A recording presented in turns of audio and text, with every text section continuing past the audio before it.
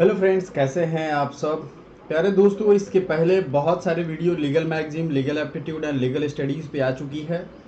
उसका पूरा एक प्लेलिस्ट है। तो आप सबसे रिक्वेस्ट है कि काइंडली वो प्लेलिस्ट आप विजिट करो। जैसा कि आप सबको को पता था, कल हीट वेव से मैं इफ़ेक्टेड हो गया था। और आप सबसे ये भी रिक्वेस्ट है कि अपने आप को, चूँकि गर्मी ये 200-300 सालों में अचानक से इस साल काफ़ी ज़्यादा पड़ रहा है, ग्लोबल वार्मिंग इफ़ेक्ट और जो भी इकोलॉजिकल इफ़ेक्ट्स हैं उनकी वजह से। तो प्लीज़ आप लोग ये सब चीज़ का भी ध्यान रखना, क्योंकि एग्ज़ाम में तैयारी करना सिर्फ एक बहुत बड़ी जिम्मेवारी नहीं होती है। क्योंकि अपने आप को आप बचा के रखोगे बीमारियों से, तरह तरह के लोगों से, निगेटिविटी से, तभी आप एग्ज़ाम क्रैक कर पाओगे। इस पर एक पूरा सेशन मैं लूँगा, तो इसके लिए टेंशन नहीं लेना है। बट ये एक बेसिक चीज़ थी। हमने पिछले क्लास में क्या देखा था, हमारे जुडिशरी का स्ट्रक्चर कैसा है। ठीक है, चलिए मैं आपसे 2 सवाल पूछूंगा। मैंने कहा था कि पहले सवाल पूछेंगे फिर आगे बढ़ेंगे।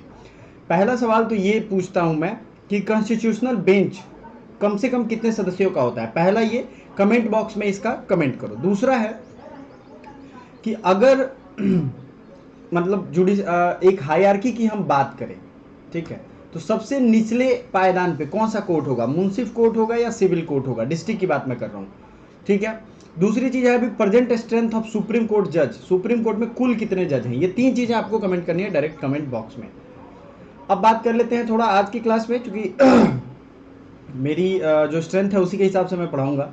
ट्राइब्यूनल्स क्या होते हैं हमने यहाँ तक पढ़ लिया था, और आपको इसके जो जो क्वेश्चन मैंने पूछे हैं उसके आंसर भी यहाँ मिल जाएगा। इसकी पीडीएफ मैंने ऑलरेडी टेलीग्राम पे भेज दिया माय डियर।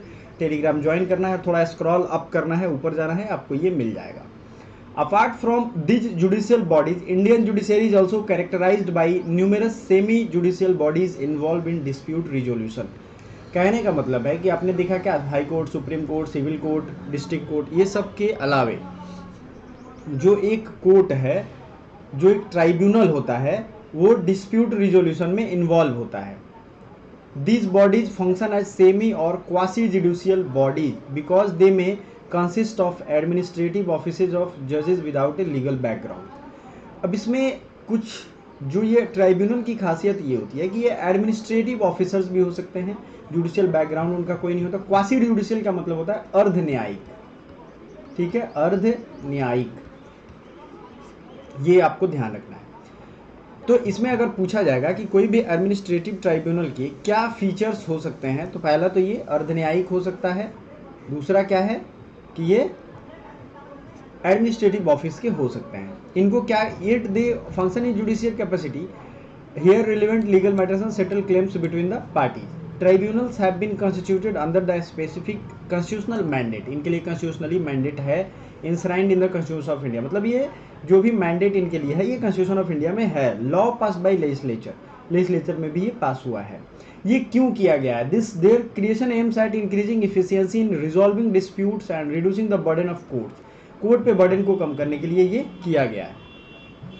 ठीक है माय डियर स्टूडेंट, ये आप ध्यान रखिएगा, कोर्ट पे बर्डन को कम करने के लिए। Examples of some these tribunals are central administrative tribunal. इसमें क्या होता है, आईएएस आईपीएस ऑफिसर जो होते हैं उनके केसों के मुकदमे, मतलब उनमें कुछ ऐसा बहुत सारे मुकदमे होते हैं, जैसे उनके आरक्षण का फ़ायदा नहीं मिला या किसी गलत जगह या पनिशमेंट दे दी गई, ट्रांसफ़र हो गया, इस तरीके के केस में। ठीक है, ओके। फिर बात करते हैं स्टेट एडमिनिस्ट्रेटिव ट्राइब्यूनल्स। ये स्टेट के ऑफिसर्स के लिए होता है, स्टेट गवर्नमेंट एम्प्लॉयज़ के लिए। टेलीकॉम डिस्प्यूट सेटलमेंट, तो आपसे जब ये पूछा जाएगा कि ये किस तरीके के कोर्ट है, तो आप तो सीधा देख लोगे ना ट्राइब्यूनल कोर्ट है। एग्जाम में यही आता है। नेशनल ग्रीन ट्राइब्यूनल सबसे ज़्यादा न्यूज़ में रहता है। इसकी स्थापना कब हुई थी, 2008 के एक्ट के बाद। ठीक है, some of these tribunals functions with regulators. Regulators are specialised government agencies that oversee the law and order compliance in relevant government sector. For example, one of the order tribunals, TDSAT, functions alongside the regulator TRI। अब TDSAT क्या है, tele, यहाँ आपने देखा था ना, ये इसका फुल फॉर्म भी यहाँ दिया हुआ है, टेलीकॉम डिस्प्यूट सेटलमेंट। यहाँ देखो आप, ठीक है, यहाँ पे TDSAT ये TRI के रेगुलेशन के अकॉर्डिंग काम करती है। अगर किसी ने इसका वायलेशन किया, होता यूँ है कि TRI किसी पे फाइन लगा देती है, ठीक है, तो वो कहाँ जाता है, इस कोर्ट में जाता है, और जाने के बाद ये करता है। ठीक है, फिर dispute in India, there are this tribunals supplement the role of courts in maintaining law and order and justice in society. अब लेट अस पॉन्डर मतलब चलिए हम सोचते हैं। पहले तो India has no court of appeal unlike UK. The law commission has in its 27th report recommended setting up of 4 regional benches of supreme court in Delhi, Chennai, Hyderabad, Kolkata, Mumbai. तो ये आपको चारों याद होना चाहिए। रीजनल बेंचेज की अगर हम बात करें तो कहाँ कहाँ पे है, क्या रिकमेंडेशन इन्होंने किया है। देखिए ये रिपोर्ट में रिकमेंड किया गया है। The full court of supreme court has rejected the law commission suggest for establishing constitutional bench in Delhi and session bench in 4 regions. इन्होंने रिजेक्ट कर दिया, लेकिन अगर ऐसा बात आएगा तो कहाँ कहाँ होगा, चेन्नई, दिल्ली, कोलकाता एंड मुंबई। ये कमीशन रिपोर्ट देती है, उसको मानना ना मानना आगे पे होता है। The Indian supreme court hears more than 50,000 cases a year. The UK and US Supreme Court on the other hand hear less than 100 cases year on average basis.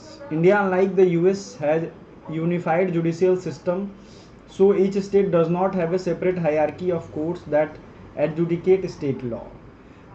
ये आप चीज़ समझ रहे हो कि यहाँ पे कितना ज़्यादा बर्डन है। इस चीज़ को बार बार बताने की ज़रूरत नहीं है।